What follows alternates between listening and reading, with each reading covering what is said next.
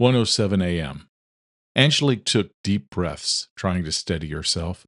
Octavian sat behind the wheel of the limo, driving down the empty road at an excessive speed.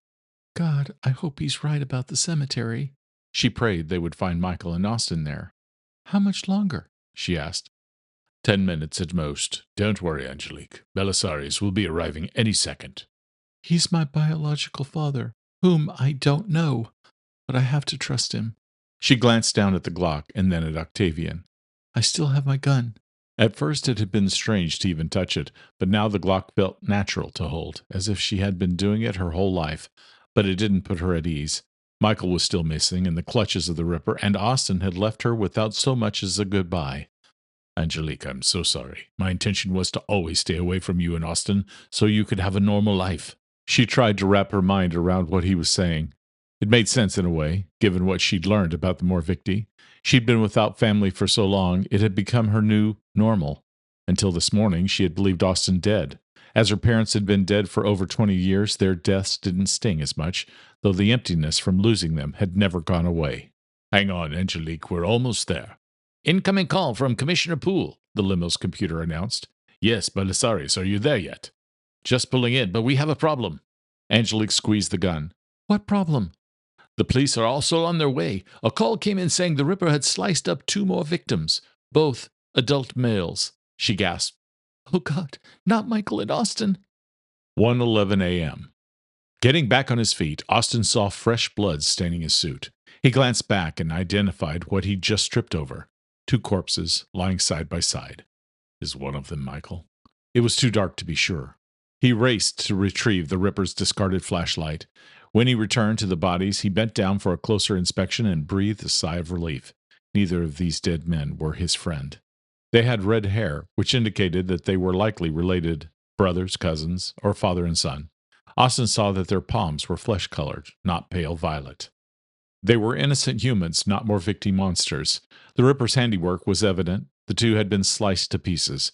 There was no chance of catching the bastard now. Off in the distance, he could hear police sirens. The son of a bitch set me up.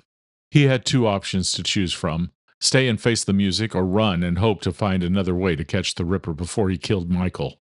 The APW had his description, not Jack's. Now he was at the scene of a double homicide with victims' DNA on his clothes and a weapon in his hand. He spotted something metallic next to one of the men.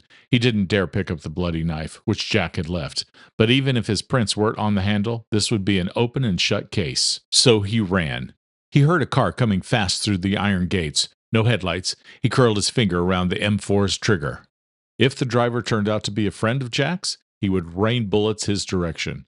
If a policeman, he would find another exit out of the cemetery, even if he had to slink away under the cover of darkness. No way would he fire on an innocent person just doing their job. The new arrival parked his car next to his.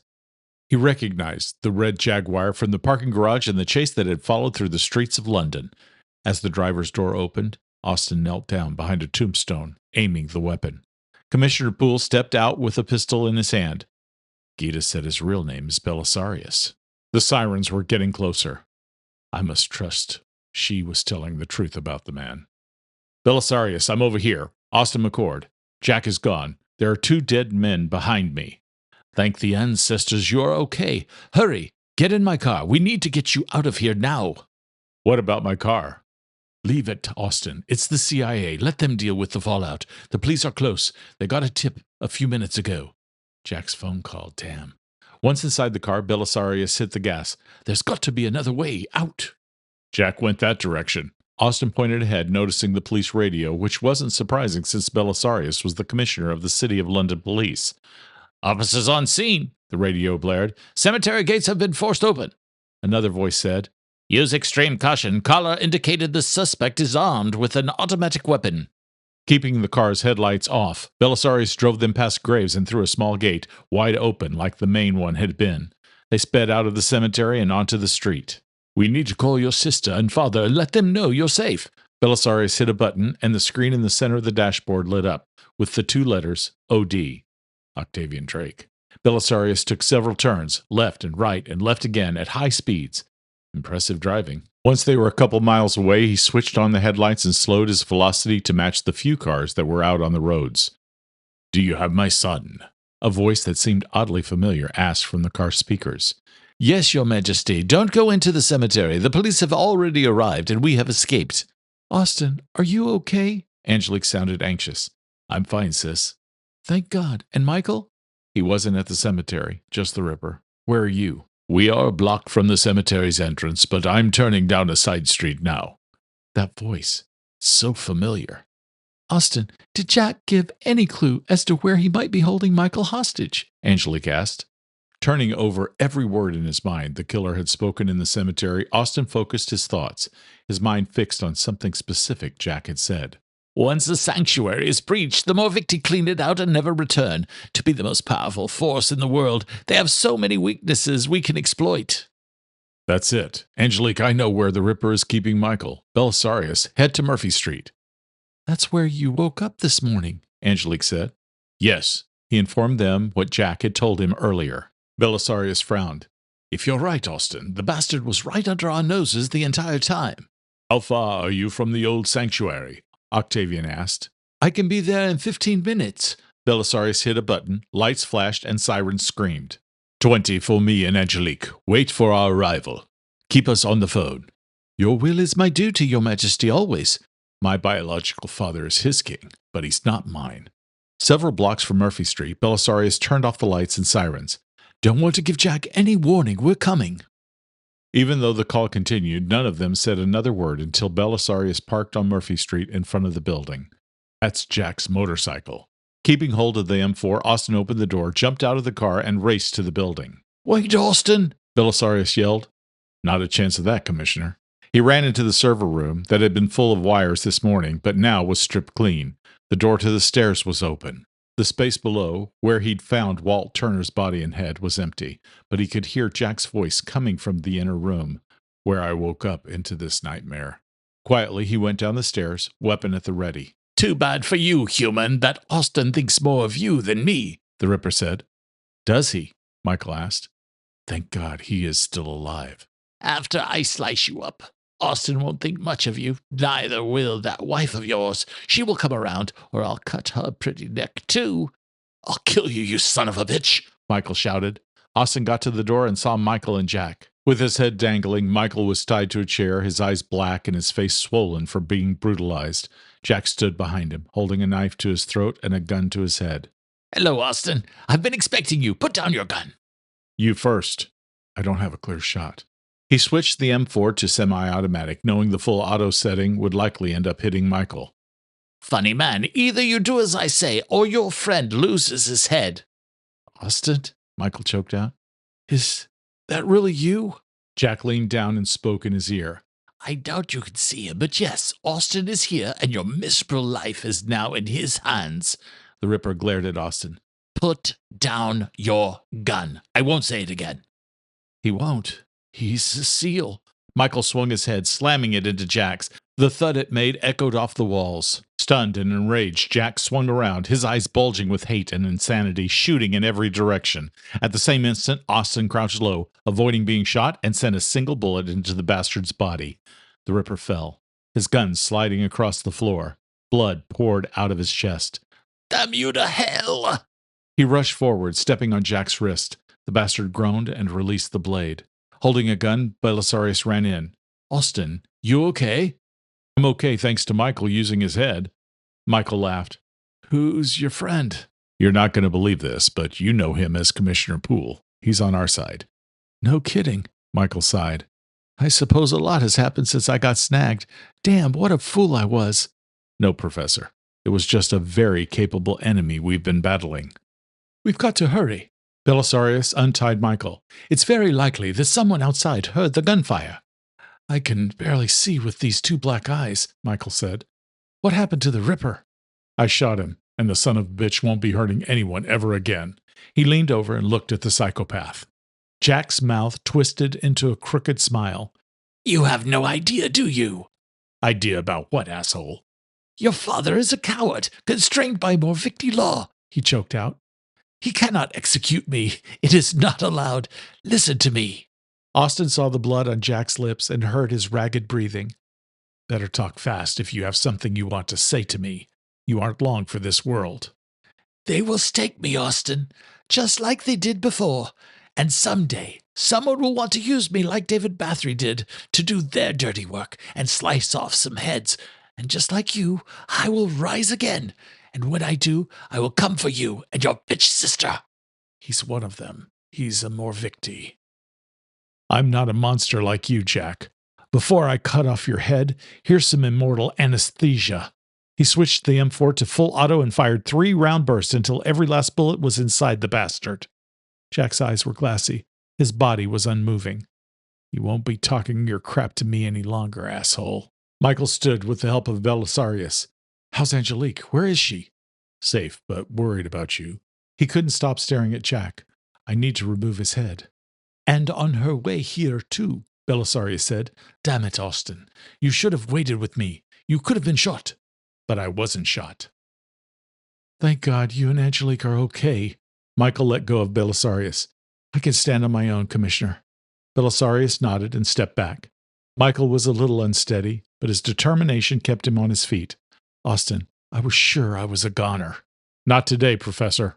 Austin checked the Ripper's pockets for more weapons, but only found 3 cell phones. Remarkably, only one had been hit by a bullet. The other 2 were still operational, one with a call in progress. To the phone on the charger in Doc's lab, no doubt. He clicked it off.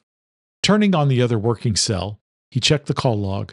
At the top of the list was 999. The call to the police emergency services had been placed at the exact time as the Ripper had left the cemetery. Had the bastard taken it off one of the dead men? What about the 3rd phone? The number frozen in the cracked screen was Dr. Wilson's.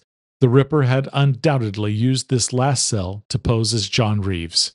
Check the Ripper's pulse, Belisarius said.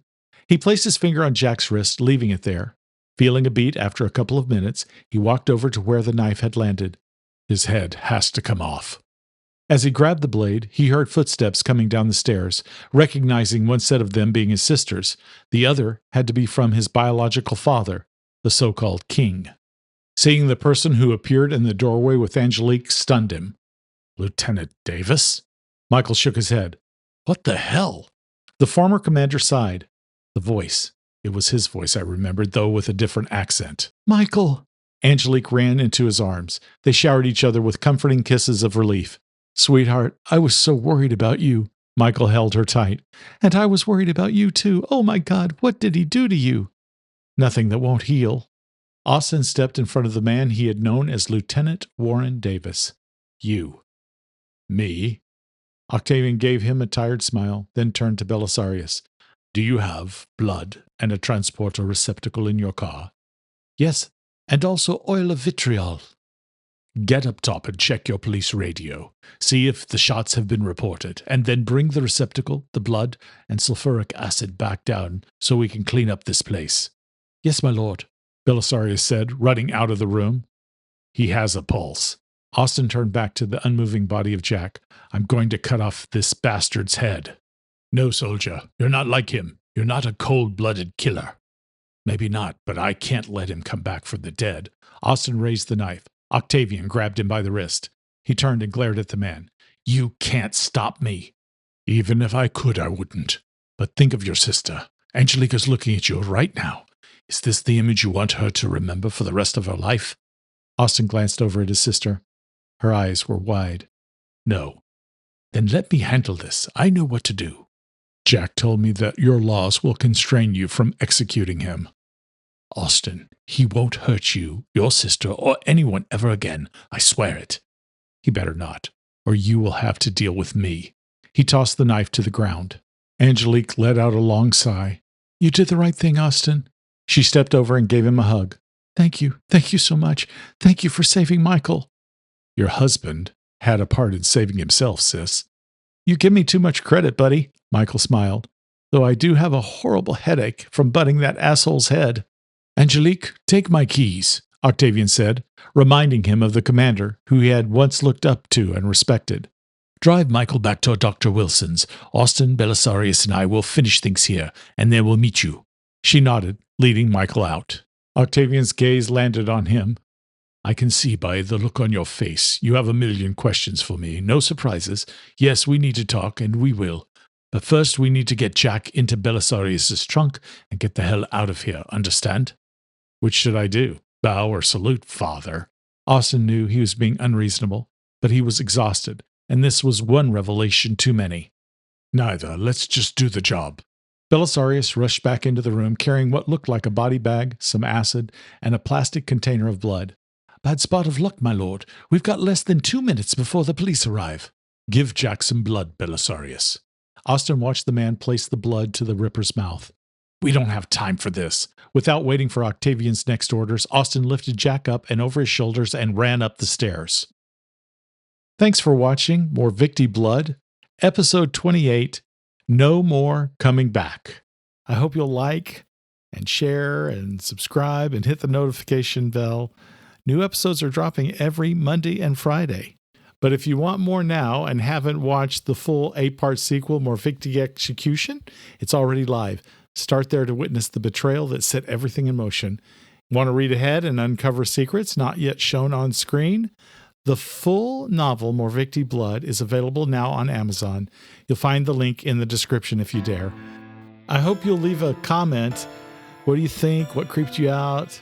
Who do you think survives? I'm going to read every comment, and I'm going to try to answer every comment or question that you have. For early access, bonus episodes, and forbidden lore, join our inner circle, Bloodbound, at patreon.com/LeeSwift. Until next time, keep your lights on, stay quiet, and whatever you do, don't answer the knock at your door.